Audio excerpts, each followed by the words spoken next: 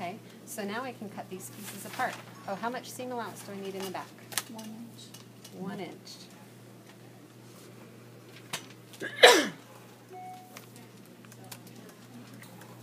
Okay, so I'll cut this out. I'll cut this out after it's folded along the center line. So I'll fold along the center line, staple, staple, staple, staple, cut them out. Where will I be putting notches? Top and the bottom of the side seam. At the HBL at level. each dart leg. And we are going to put one at HBL level. So I'm going to put one here. I'm going to put one here. Side seam at hem. Okay. We're going to put a single notch at the side seam at the HBL level. On the back, we're going to put a double notch. Double notching is our code for this is a back piece, or this is the center back. So we're going to be putting double notches in a couple places to show that this is the back. So here we're going to be putting one at the HBL level and 1/2 inch below. Okay, so I'll be putting a notch here, and I'll be putting a notch here. Okay, so whenever I see a double notch, I'll go, oh, okay, that must be my center back. I've seen people sewing this wrong, and I've seen them try to sew this center back to this side seam.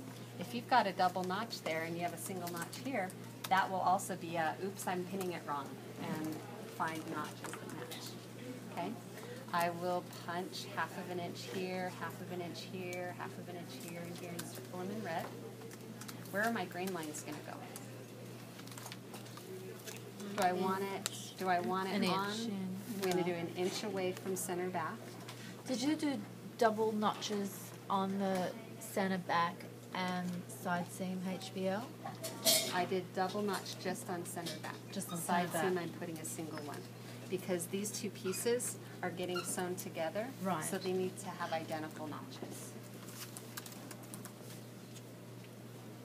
Do you notch the waist seam allowance? Waist seam, I'm going to notch the top and the bottom of the side seam at the waist, but I'm not going to notch here because that'll weaken this corner too much. So just the top and the bottom of the side seam, and I will do center back waist to match the bodice. I'll do center front waist to match the bodice, but I don't need to do center front hem because there's nothing getting sewn there. Yeah? No, no, no. Each notch costs about a penny in production. So you notch just enough without, you notch as many places as you can, but you don't need to do it there. The reason why we're putting the double notch here is this is often where a zipper ends, so it's kind of pulling double duty also. So, like, do they ever notch or do they just notch it at the armhole? We're going to have a double notch at the armhole, yeah. Yeah, so that's how we'll tell that that's the back piece. Okay, so my grain line's going to go here. Now what about on the front skirt? Where is that one going to go? On the center front line. On the center front line that already exists. So I just need to put,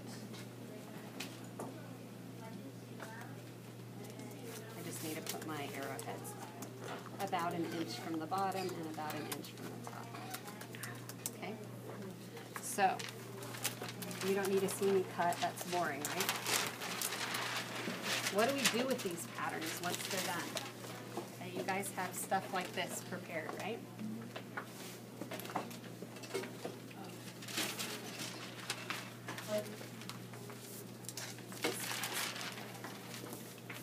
Okay, we're going to take our finished pattern pieces and we're going to line up the center line and the cross grain line that we've done with the center grain and cross grain line with our pattern piece. Now do you see how I've poked through this intersection and bending back and finding where that intersection is on the fabric?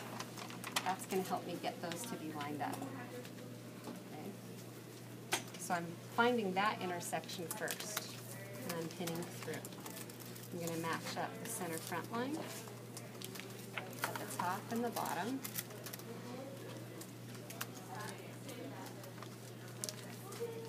I'm going to make sure my bust line is level.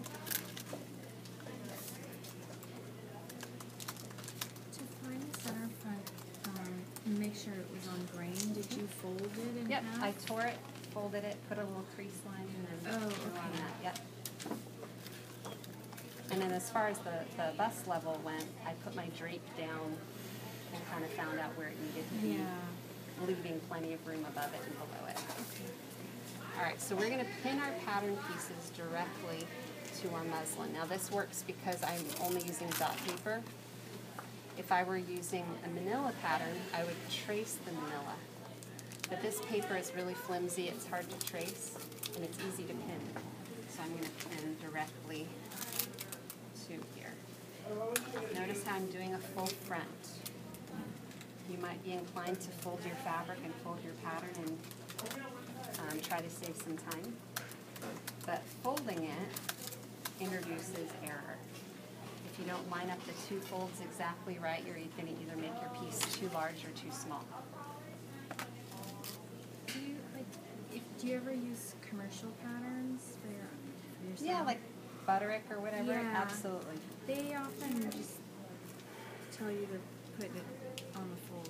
Yep. Put it. Yep, and that's why a lot of people get those habits, is because it's easier and Yeah. faster, and the commercial pattern tells you to. And that's usually, it's okay, you know, when you're home sewing or whatever, but when, like, we're checking a pattern here, this is a pattern you might want to use again and again and again. We're going to be as accurate as we can so that we've got a great pattern. The pattern is going to end up being kind of a tool, just like this French curve is a tool, or just like the hip curve is a tool. And if your tool is calibrated really well, then your work that you get from it is going to be really nice and fit well. So anything we can do to get our fit to be more accurate is going to help us out. Okay, so we're going to cut around our pattern. Okay, and notice how I'm cutting right on the paper, or right near the paper edge. I don't want to see any muslin sticking beyond that. That's going to add room, add space, and make our fit sample not fit very well. Okay? Where we've got notches, don't use a notcher.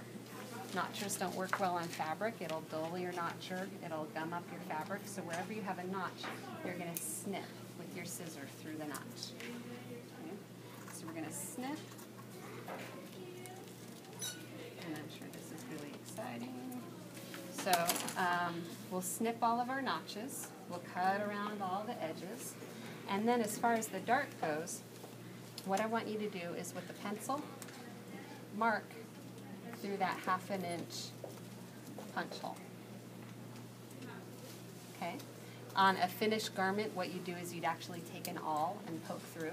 But this is working for us. We can draw on with pencil on this manila. It shows up really well. And it's more forgiving too. The other place, and I know I didn't have you put an awl punch hole, just for fit sample purposes, I'm going to have you mark at the vanishing point of your dart as well. Okay, so this is only for fit samples. Let's pretend I've cut this out. So this is cut out, all right? I'm going to peel this back. And what I'm going to do is I'm going to connect the dots. So yes, this is for sewing. Technically, this is all you'd ever have to work with. But since this is a fit sample and we want to make sure it's accurate, I'm actually going to draw in the dart legs. Normally, this is a big no-no. On final other things, I don't want to see any dart legs drawn in. But on a fit sample, please draw them in. That way we can tell if something's not fitting, we can tell whether it's a sewing error versus a pattern error. If you're sewing directly on the lines and it's not fitting, then we know it's a pattern error. But if your sewing is like all over the place and it's not fitting, I don't know. And I'm going to have you pull it out and fix that. So we're going to draw on the dart legs.